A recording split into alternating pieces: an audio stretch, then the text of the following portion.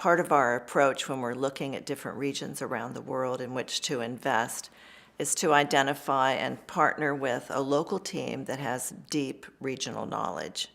And so when we began looking at the North Sea, and in particular this opportunity, it actually was only natural that we partnered with Phil Kirk and his team at Chrysaor Energy. And the reason for that was that EIG, the managing partner of Harbor Energy, had actually worked with the core of that team before in a very successful investment opportunity in the North Sea. So they were a natural partnership for us. And since we've been working together, I have to say I've been very impressed with their operational knowledge, their technical knowledge, their focus on health, safety, and the environment, and their commercial skills. And I think in particular the vision they have for what they'd like Chrysaor to become in the North Sea. And we find that very exciting.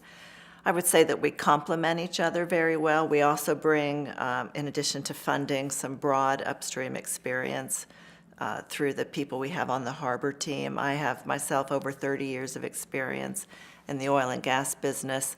My chief operations officer also brings decades of experience and actually lived in Aberdeen twice and was responsible for the operations of a large independent there. So we complement each other, I think, from that standpoint. And in addition, we'll bring some further depth to the Chrysaor board by adding not just myself, but also Steve Ferris, who's the retired chairman and CEO of Apache Corporation, one of the world leaders, really, in terms of entering what some may consider to be mature basins and creating quite a bit of value. We'll add Blair Thomas, the CEO of EIG, and we'll also add Andrew Jameson, an ex-colleague of mine from Shell, who, again, decades of experience, in particular with operations of offshore assets around the world. So EIG is one of the oldest, if not the oldest, private equity firm that's exclusively focused on the energy sector. So they've been in the business for over 35 years, I think. They've invested more than $20 billion in hundreds of energy projects in over 30 countries around the world. So doing this sort of transaction is just really right up their alley. Then Harbor Energy is one of the investment vehicles within EIG, and it was formed in 2014. So if you think back to what was going on in 2014, of course, oil prices were very high at the time, and lots of companies were just starting to turn their attention to all of these emerging resource plays in the United States. So things you've heard about, the Bakken, the Eagle Ford, the Marcellus. And so what EIG thought was, let's do something a bit countercyclical. Let's form an energy investment vehicle that's focused on high-quality assets outside of the United States. So while everyone else was shifting investment and strategy and thinking about the shale plays in the U.S., EIG said, we're going to go in the different direction because there are very good high-quality assets outside the U.S. that are now being starved of capital or being ignored maybe by their owners. And they saw that as an investment opportunity. So Harbor Energy was then formed. So then if you fast forward maybe a little bit after that, we had the big crash in oil prices.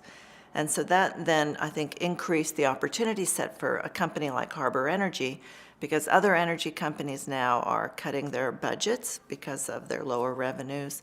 They're being required to sort of narrow their strategic focus, in particular from a geographic standpoint maybe. And for many of them, that meant that they then began or initiated large divestment programs. So here we were in Harbor Energy, well capitalized, looking for opportunities outside the U.S., and that meant the time was really right for us.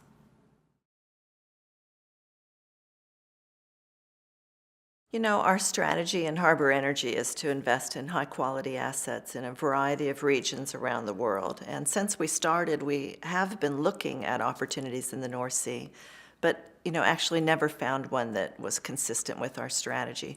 So we looked at things that maybe they were exploration opportunities and we're not in the business of growing through only exploration.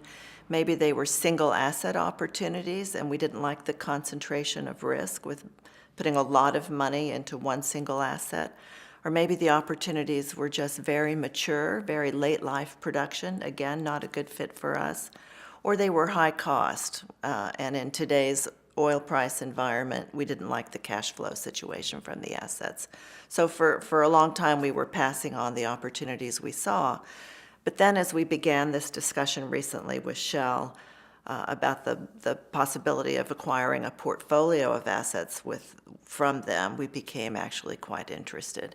Because what we saw in this opportunity set was it's a mix of 10 assets, so we like that from a diversification standpoint.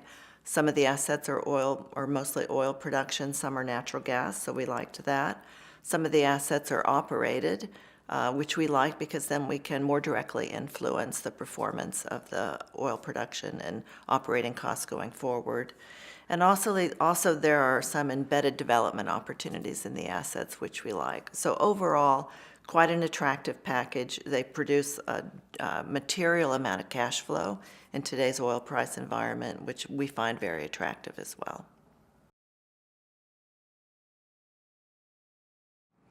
Our vision for Chrysaor is that it is now our platform for growth in the North Sea, and we expect that this is the first of many acquisitions that we'll make working with the company in this region. But of course, having said that, I'd have to say that our first priority is to make sure we work towards successful closing of this acquisition and a safe and efficient and effective transfer of the assets and all of the employees that we're getting from Shell into Phil Kirk and the Chrysaor organization. We're actually, though, quite keen to follow up with a number of other acquisitions in this part of the world. We've already identified some and have started having a look at them, so that will be another priority for us. I think as we think about all of this in private equity, a lot of people have this notion that private equity companies have a short-term investment horizon or a very well-defined investment life. In Harbor Energy, we're a little bit different.